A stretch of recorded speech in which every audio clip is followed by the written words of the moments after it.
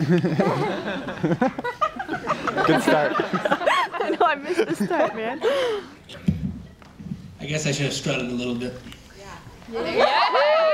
I'd like to thank Candace for acting very enthusiastic. I'm sure that's great. We have hoop dances and people playing instruments, and the fat kid with the microphone is going to tell a couple jokes that nobody's going to laugh at. But hey, what can I do? So I'd like to start off the act by saying I'm a huge nerd. I divided the audience in two parts, by the way, with that joke. The first group thinks nothing like me, and they went, okay, he just said he's a huge nerd, so he's a nerd. The second group thinks like me and is going, huge, he's fat. I admit, I'm a bitter and cynical person, but seriously though, it's a huge problem. I am very fat. Everyone in the activity committee was asked to bring snacks, so I figured I'd just go to the store and buy one of those 2-pound packages of cookies. And I was like, ooh, I like peanut butter cookies, I'll get those. So I bought a half-pound of peanut butter cookies. So I hope you guys enjoy those tonight. But it's great. I love how that works when you tell a joke, how 5 people laughed and 10 people laughed, and then gradually everybody gets it. It's like, oh, good, it wasn't a dumb joke. Let's see. Oh, man. That's funny. I don't know. What do you guys think is funny? Actually, I don't care. Sorry, that was rude. I apologize. But anyway, as a nerd, and I'm the worst kind of nerd too. I'm the random information nerd. And that's the worst kind of nerd to be, because if you're a sci-fi nerd, then you know a lot about sci-fi, and so people think you're a sci-fi nerd. And if you're a gaming nerd, you know a lot about gaming. People think you're a gaming nerd. If you're a random information nerd, you know a lot about everything. And so people just think you're into everything. And I remember one time in high school, somebody, how do you have time to do anything? It sounds like you just sit around and watch TV. I never had cable as a kid. I just pick up all this random stuff. Like, I've never played World of Warcraft. Hate World of Warcraft. I think it's a big waste of time. Yeah, I got some fans. These are all people who have dated those who play World of Warcraft. Anyway, I hate the game. But I still know what the world is called because I'm an information nerd. So I was in a sociology class one time, and we were talking about how people create worlds for themselves, and how that's part of the big problem with the digital age. And the professor gets up and he's talking, he says, oh, and the name of the place, what's the name of the world in World of Warcraft? And I'm sitting there going, there are people here who don't know I'm a nerd. Don't say Azeroth. Don't say Azeroth. Don't say Azeroth. And he looks right at me because I've been in the class and I've talked to him, so he knows that I know. He knows. He knows I'm that kind of nerd. And I'm sitting there, don't say World of Warcraft, don't say World of Warcraft. Anybody? Does anybody know? Ed? Does anybody know? Anybody? No. Azeroth.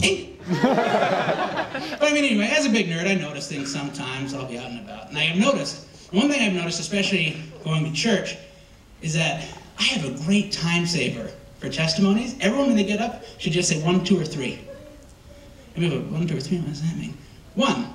That means, well, I wasn't going to get up today, but then John got up, and I really felt after hearing him that I needed to get up. 2 is, well, I wasn't going to get up today, but I was sitting up in the back, because you know I like to sit up in the back, and I felt that I needed to come down. And then 3 was, you know, I wasn't planning on getting up today, but there's just something I needed to share with you guys that happened to me this last week. So I mean, come on, I mean, that's like 5 minutes we could save off each one, just 1, 2, or 3. I notice other things too. I'm not just a horrible, cynical person in church. I'm there when I eat too. Mostly towards myself because I'm a glutton and a fat person, but also sometimes to other people. Like I went to high school, redneck town, real redneck town. People say redneck town and they ha ha ha. No. Seriously, see, no smile. Redneck town. People have cliques or cliques or however it's pronounced, I don't really care, in high school. And people, oh, you know, we have the nerds, we got the jocks, we had rednecks. Anything else was just in addition to, it was an addendum.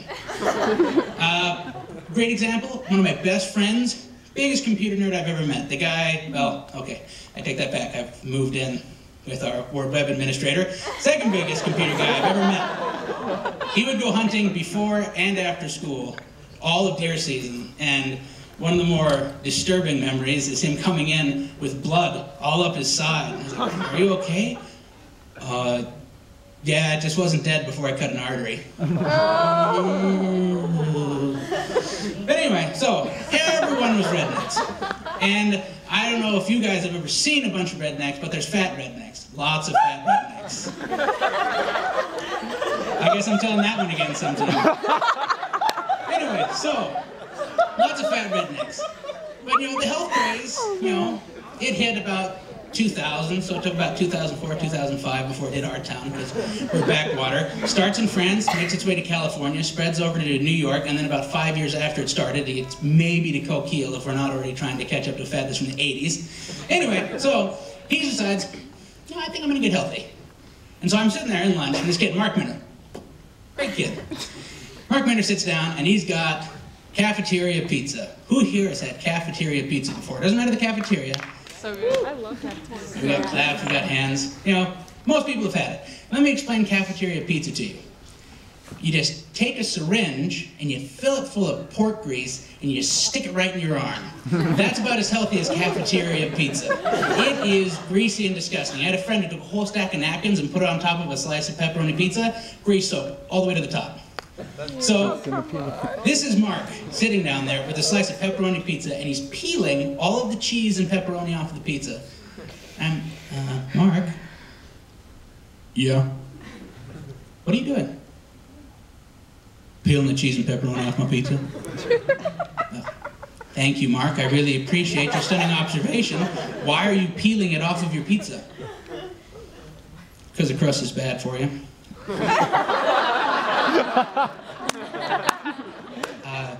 What? Yeah, it's all carbohydrates, and carbs are bad for you. Oh, well. Just tell me how that works out, Mark. Have fun. And it's the weirdest thing. Kid's still fat. I don't know. Maybe I guess it just didn't work out for him. I don't know, but I have to admit, though, I'm making fun of the guy, but I've been peeling the crust off the pizza ever since. Thank you very much.